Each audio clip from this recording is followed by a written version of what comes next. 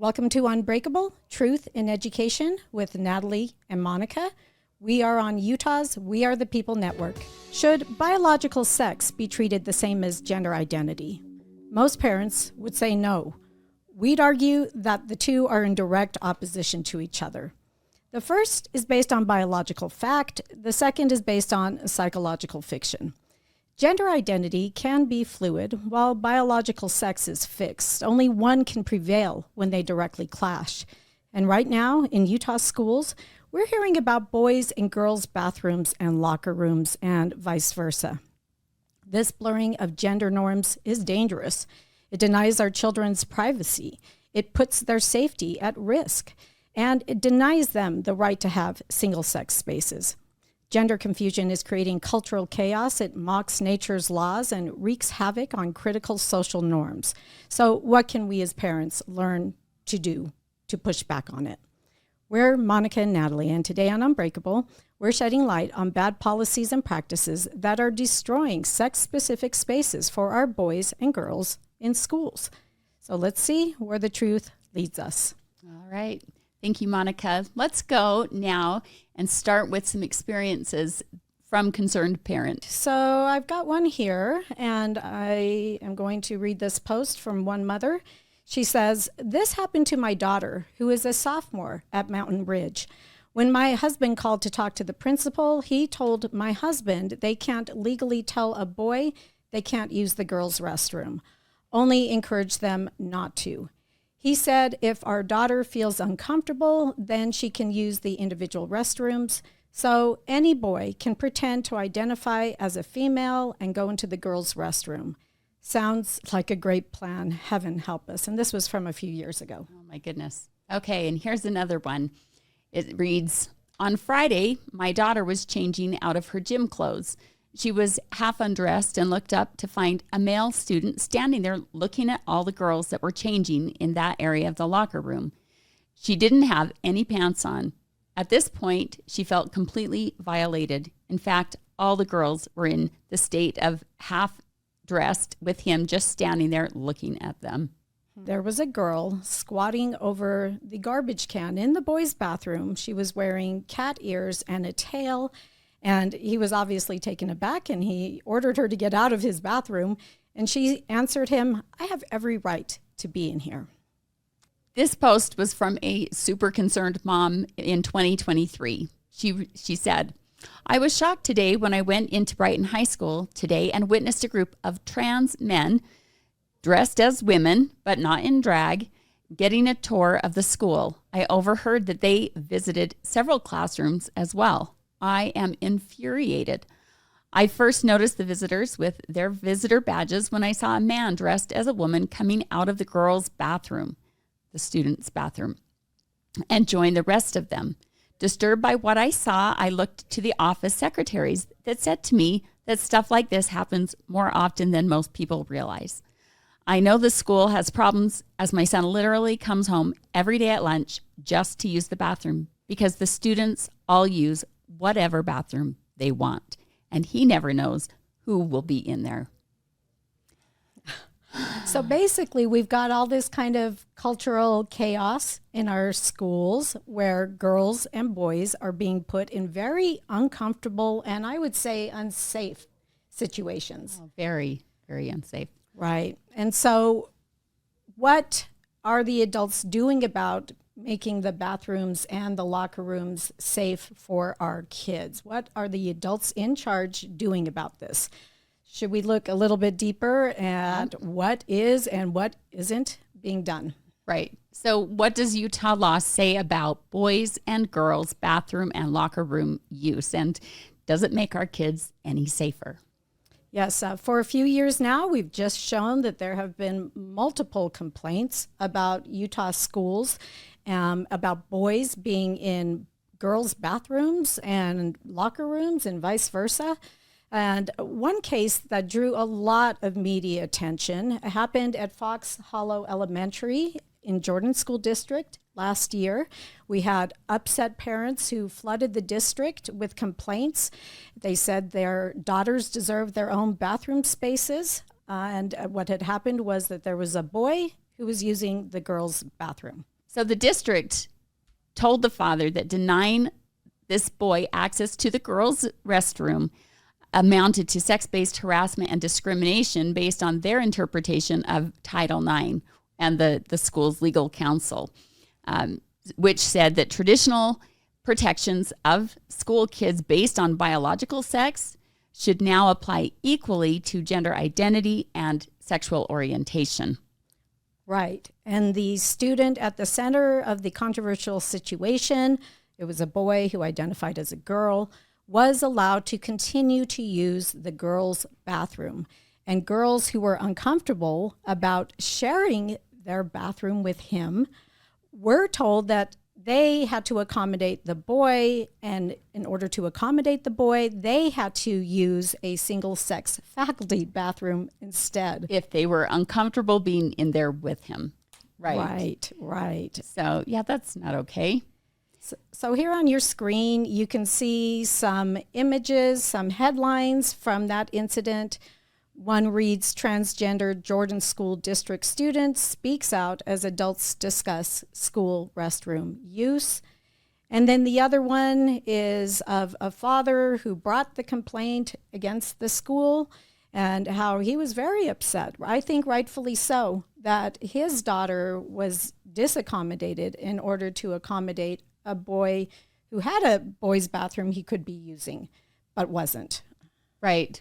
So everything seems to be kind of flipped on its head, where the students that are identifying as something other than their biological sex are being given the privileges and the access, where usually girls that don't identify as something other than their biological sex are being asked to leave, basically, if they are not comfortable in that situation, instead of fixing the problem. It doesn't make any sense. Right. So in response to the complaints, the Utah legislature passed a bill, HB 257, this year.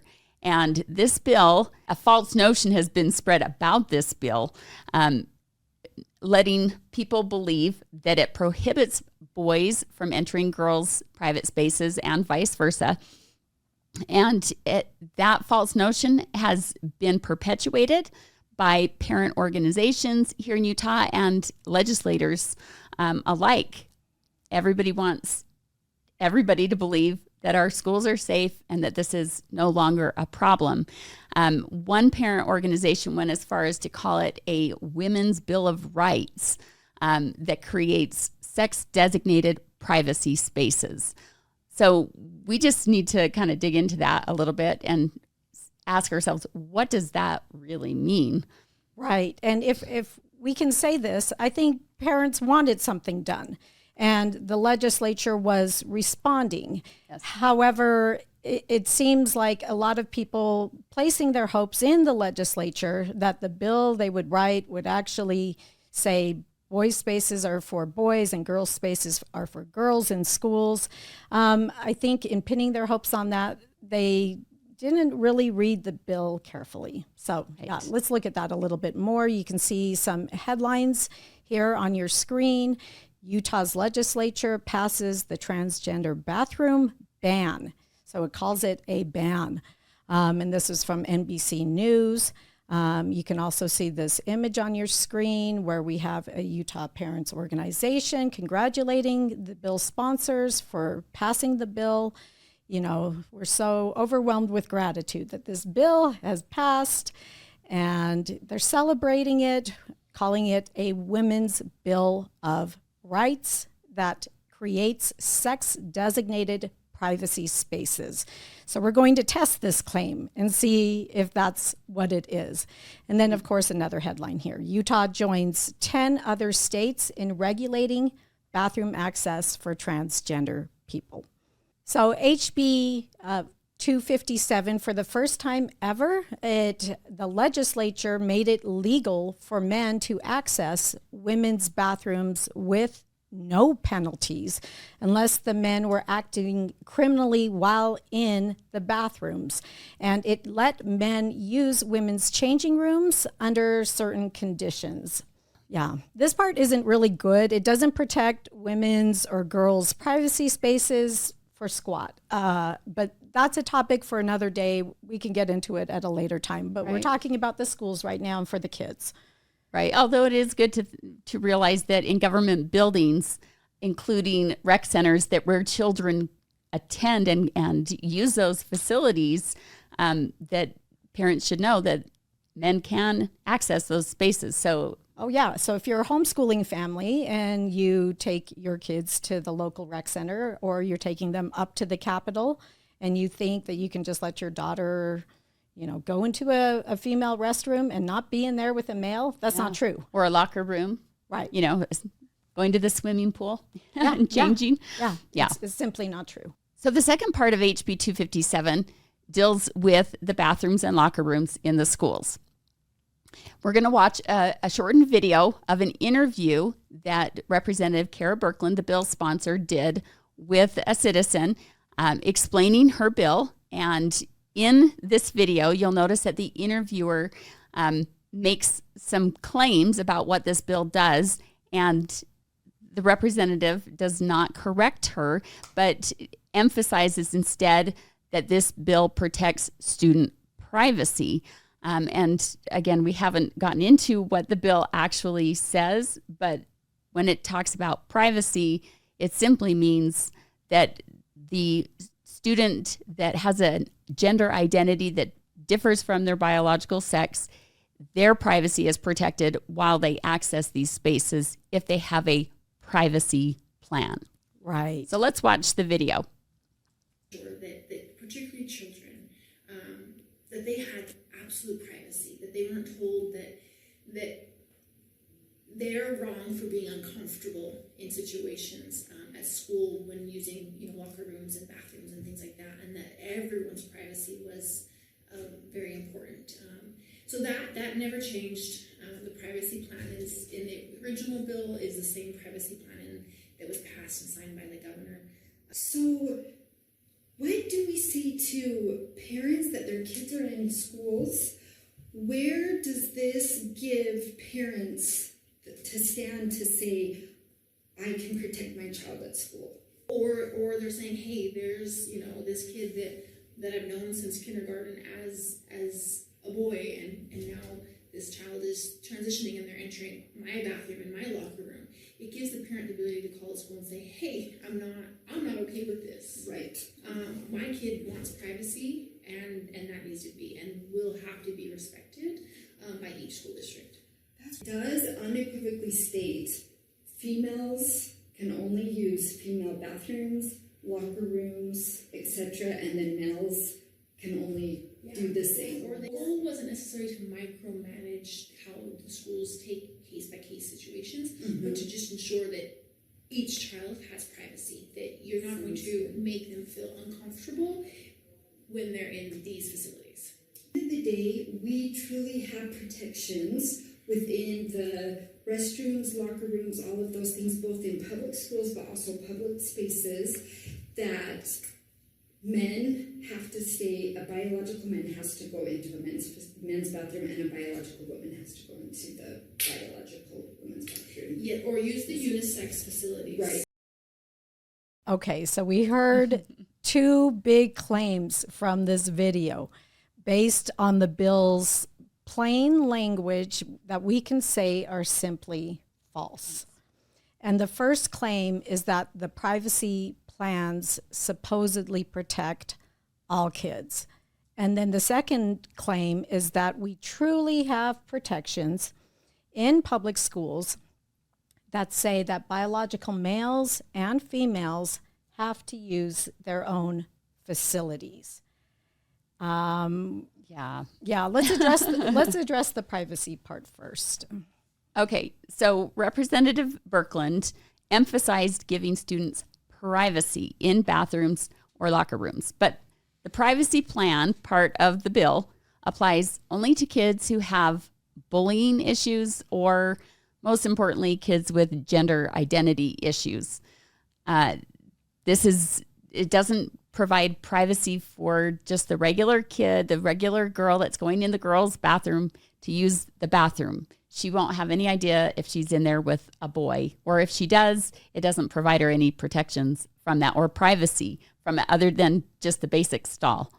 Right. If we look at the bill language itself, and you're going to see this on your screen right now, and if you look at line 357 in HB 257, there's some language there that says, for a student who makes a request to use a privacy space other than his sex-designated privacy space that corresponds with the student's sex because of the student's gender identity, as identified in Section 34A 5102, or reasonable fear of bullying.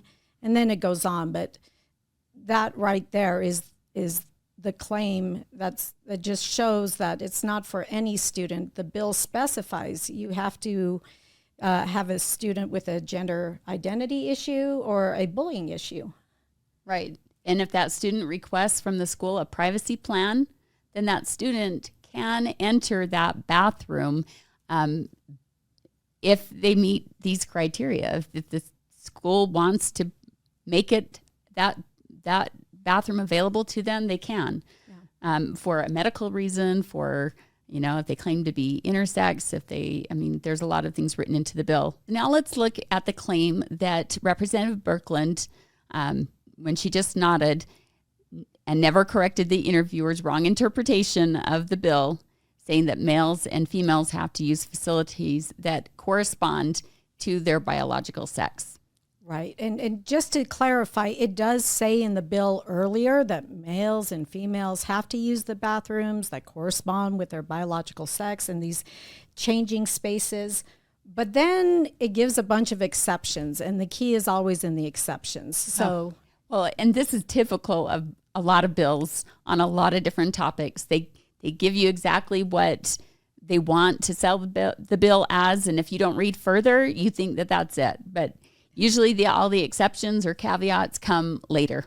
So you keep reading. Read to the very end. Right. When you read a bill. Yeah, so the notwithstanding parts are, let's look to line 364, where it says, and you can see this on your screen, if the access described in subsection 2A is unavailable, reasonable access to private use of an otherwise sex-designated privacy space through staggered scheduling or another policy provision that provides for temporary private access.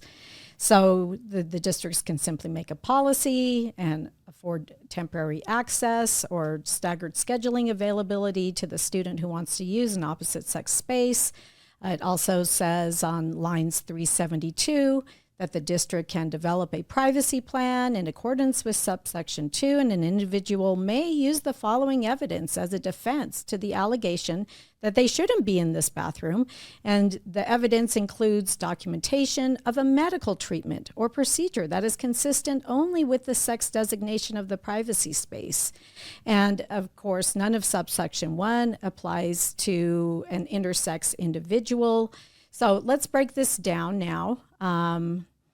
What do we have here, Natalie? Right. So what we have here is a bill that allows a school to allow a transgender identifying student to first use the opposite sex bathroom with staggering schedules or temporary access options, whatever that means, and then or to outright use the opposite sex spaces with documentation of a medical procedure. So, and the medical procedure has to be consistent only with the sex designation of that privacy space. It's weird language. And I remember when we first read this together. Right. Like, what does this mean? Right. And we read it over and over and over again. I think we went over this bill something like 10 times. Right. Does that mean that your sex matches the sex designated space delineation, or does it mean that you have medical things that you're having done that make you match with that sex designated space?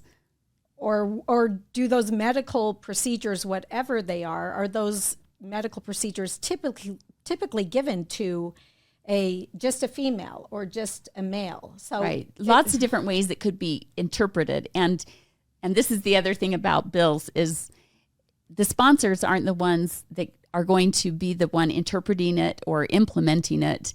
And so whoever's downstream from them, whether it's the school legal counsel or the administration or the teachers, they're going to be the ones that are, or the Title IX counselors or coordinators, they're going to be the ones that interpret and implement. And so how do they interpret this section is what we need to be asking so that we know how it will be implemented. Right. And we're not the only ones who noticed the wiggle room in HB 257.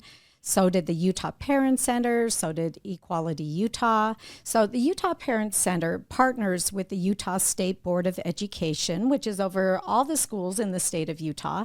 And the Utah Parent Center held a meeting that included state board staff, parents, educators, and they discussed how the bill's loopholes and ambiguous language kind of help to queer our single-sex spaces in schools, introduce this ambiguity and blur all the lines. Right. Well, and just as a side note, before we get into this and we show you what this training looks like, the Utah Parent Center partners with the USBE on a lot of things and provides curriculum for anti-bullying and sex trafficking curriculum with our state. So they're in the business of supposedly protecting children, but this is who is doing this training, and it's very eye-opening.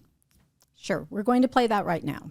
I know our time is almost up. She wants to know if you can talk more about getting an exception based on a medical need and would a therapist letter for gender dysphoria work? Okay, so here is the disclaimer I'm going to say again. This language is so vague, nobody understands exactly what it means. I just throw out to everybody on this call that this language is there.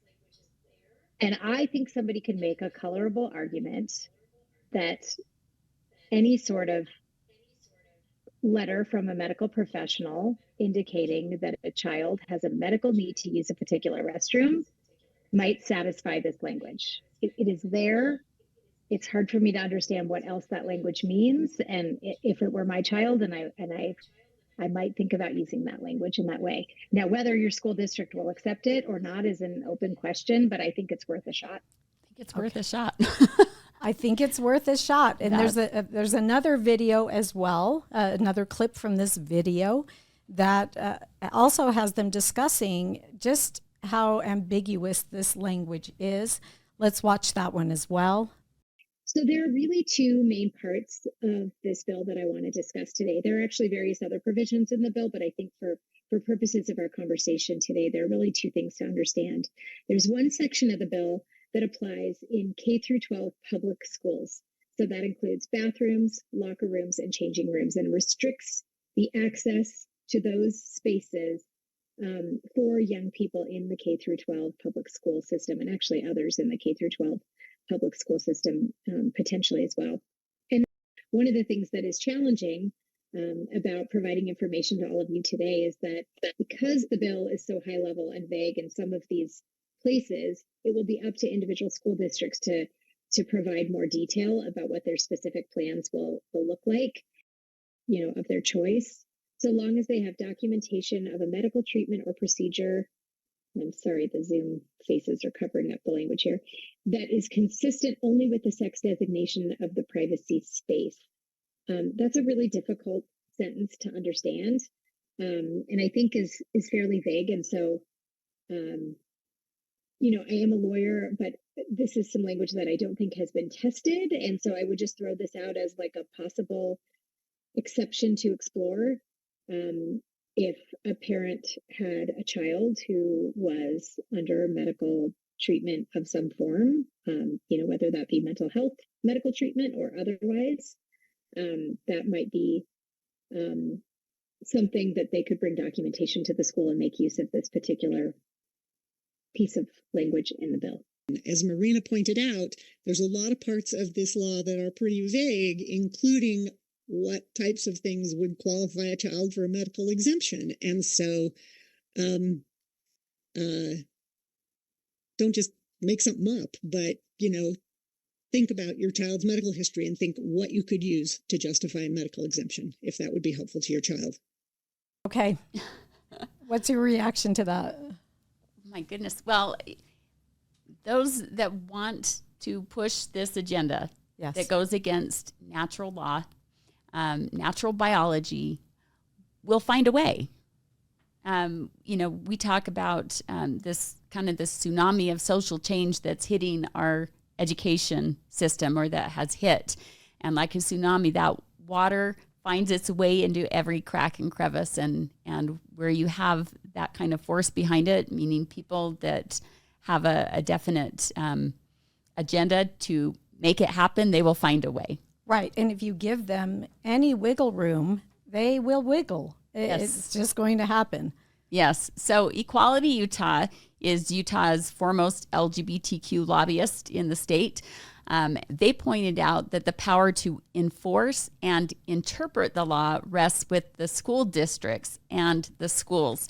So if schools want to do this, they will find a way, even if that means covering up or just turning a blind eye to certain things. But, in 2022, the Utah State Board of Education, they tried to pass a gender guidance policy. They ended up not going that route, and they heard from legal counsel at the districts. They sent in a letter with many district legal counsels saying that they would rather do it themselves, and they had their own interpretation of how Title IX should be applied in this gender space. So that letter was very telling as to how they would interpret a law like HB 257. So on Equality Utah's page, you find this post, kind of their rundown on an opinion on how they interpreted it.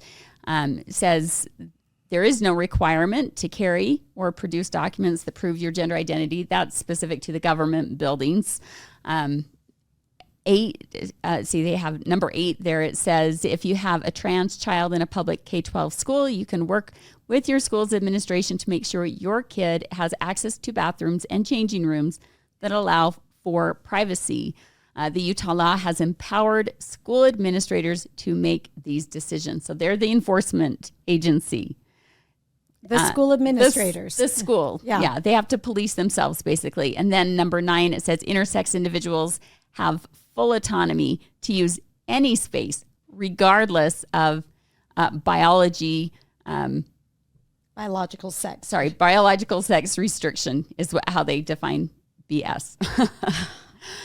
So, Okay. Yeah, that's based on Equality Utah and the ACLU, their interpretation.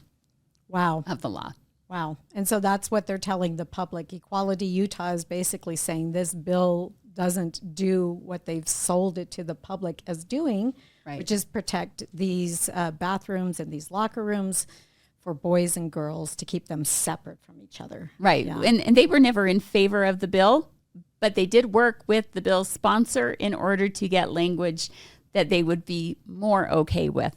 And so they would put up less of a fight against the bill because they knew that it wouldn't really stop them. Sure. And now we have another video where Representative Berkland in August of just this year confirmed that indeed it is the districts who get to decide how to enforce the law. So let's watch this video. This was at a legislative hearing kind of over this issue, the Title IX issue. When I speak to enforcing the law, it is upon the state schools, the state school board and the district schools to enforce the law, to not look at a privacy plan and say, well, I know what the law says, but I don't agree with it. And as a school board, we're going to create a policy separate from that. That is where the enforcement would come into place, that as a school district, their board needs to enforce the law as it's written. Okay. So she talks about how the district is responsible for enforcing the laws as written. And so we have districts that are interpreting and enforcing the law, and kids and parents are at their mercy, right? Their interpretation of what the law means and how they're going to enforce it. How is this playing out now for kids in Utah? Okay, well, that's a good question because we've been hearing about how it's happening even after the law has gone into effect. So this is how it's going down this year in school now that the law is in effect. At the beginning of the school year, this is from some concerned parents, a district in the South Salt Lake Valley, an 8th grader encountered a boy in her locker room as she was changing for a yoga class. So this girl didn't realize that the student changing beside her was a boy until he took off his pants. Then she realized she was undressing in the same room as a boy. Yes, and it was very confusing, very disturbing for the girl and her friends. They thought this student was a girl, and they had no idea until it came to where they were changing in front of each other. So their sense of security and privacy was instantly gone in that very moment. They surely didn't want a boy changing in front of them, and they didn't want to have to change in front of a boy. And so parents and the girls were understandably upset. They thought that there was a law that protected against this. And how could they not? That's all they've been hearing about for the past 6 months almost. Right. All this advertising. No boys in girls' spaces anymore. Girls are protected. But so the parent went to the principal and spoke to the principal, who said that the district's legal counsel said that they were in full compliance with the law. The parent also spoke to the legal counsel, who didn't think the situation was a big deal and didn't think that the boy was a risk to the girls, and he even accused the parent of using hurtful language when she shared her daughter's feelings, that she felt fooled by being led to believe that this boy was a girl. And then the parent was told that their daughter should change her schedule if she felt unsafe. So really, they're not accommodating this girl if they're forcing her into a schedule change. You've had kids before. That causes all sorts of inconvenience. They have their schedule laid out perfectly, and now that means switching teachers, probably in one or more classes. Right. It's kind of this domino effect, right? Upsets the girl's entire schedule and life at school. Yeah, it's insane. So another parent said they were also told by legal counsel that the district had reviewed this case and was emphatic that the district was not, the legal counsel was emphatic that the district was not out of compliance with the law. And this particular parent, this is a different parent, insisted that the district give her daughter a different place to change. And, that was her only option, really, seeing as the district was not going to deny the boy the access to this girl's locker room. So we have personnel at the district which takes advantage of this loose, ambiguous language in Utah law. They decide to protect the boy's right to be in the girl's locker room, or they almost establish a right for this boy to be in there, instead of protecting the girl's right to be in the girl's locker room without boys. And they make the girls either change their schedule or tell them, well, you can go somewhere else to change, but you have to accommodate the boy. The girls don't get a privacy plan. Only the transgender identifying boy gets one. Right? So when we hear Representative Berkland and others emphasize this idea of privacy plans and protecting the privacy of all students, actually it's protecting the privacy of those who want to invade the private spaces of a particular sex. People that don't match that biological sex, and protecting their privacy to do so and not be questioned. One of the things in the training that we watched from the Utah Parent Center, one of the recommendations was for parents to teach their transgender identifying students, if they're questioned when they're in the bathroom, in the wrong bathroom, that they can simply tell whoever questions them that they have a privacy plan, and so they can't ask them that question. Yeah. It's a blanket protection for them. All they have to do is say, I have a privacy plan. And no one's allowed to ask them any questions beyond that. And they have to just allow them to stay there. That's so backwards, isn't it? Yeah, it's really backwards. So on what planet does this make sense? I don't know. It just doesn't. So how can a parent trust the schools to keep their kids safe if they can't even get the simplest of truth, the simplest of truths right, like biological sex, male and female? It's really not rocket science, but we have so muddied the waters and confused what is really something very simple. And that's the whole idea behind this queer agenda. Yes. To switch up everything and make what's not normal, normal, and what's normal, not normal, and to give all the protections to the people that are trying to upend things. So boys just don't belong in girls' spaces. Can we just all agree on that? Right. It would be a lot simpler, and we wouldn't have to do all these verbal gymnastics. And we believe it is sex-based discrimination to deny girls and boys spaces specific to their sex. And there's been case law that's affirmed that in other places in the United States. It's not like it's a radical concept. But this is what's happening, is that we have flipped the script, and it's absolutely unreal. Right. It's hard to even talk about it and get all of our words right because it's like a minefield and try to get all of, it's just confusing. It creates confusion. So a big thank you to our sponsor, Sherry Jensen, for sponsoring Unbreakable and for helping us get the word out to the public and to parents about these important issues that are happening in our schools. We also want to encourage those who are listening or following us on social media to continue to tune in to the We Are the People Network. And we would love parents to contact us. If you have a story you would like to share with us, please email us at unbreakabletruthshow@gmail.com. there is overwhelming evidence that transgenderism is a social contagion and a spiritual and psychological plague on our society. It's body butchery, and it's causing cultural chaos, especially for our children. And until the adults in the room start acting like adults, our children will continue to suffer and find themselves in these impossible no-win situations. As long as Utah's laws, policies, and practices seek to protect not the truth or the innocence of our youth, but protect that which goes against the laws of nature and nature's God, we will continue to see chaos and confusion reign in our schools and in our children's hearts and minds.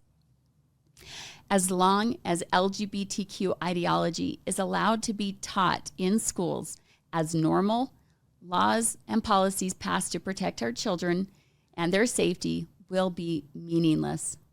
Students have already been conditioned to police each other's speech and behavior so that they don't dare call out the lies. They want to be seen as being empathetic and inclusive. It's gotten so bad that children are afraid to say when things are happening that are not right. Our founders understood that to create a nation that would last and that would be unbreakable would require incorruptible laws that acknowledge and uphold the unchangeable laws of nature and nature's God.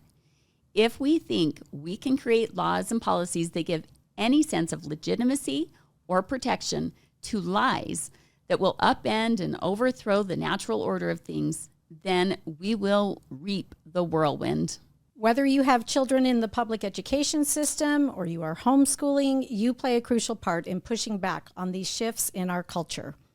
Speak up, share these experiences publicly, and apply pressure for change. Know that the law is often not enough to save you or your kids, especially when we can't trust it to be written clearly or enforced properly.